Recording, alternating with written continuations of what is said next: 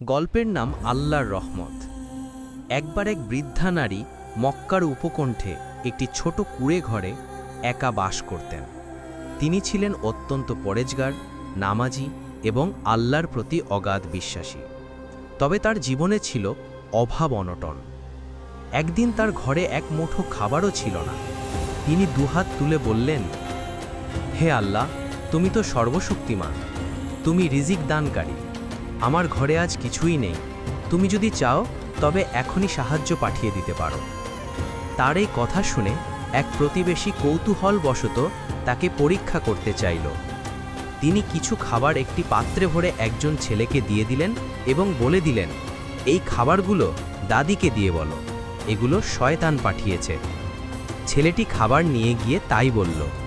বৃদ্ধা মহিলাটি হেসে বললেন, আল্লাহর শুকরিয়া, আমার দোয়া তিনি কবুল করেছেন, আর তিনি চাইলে শয়তানের হাত দিয়েও আমার কাছে রিজিক পাঠাতে পারেন।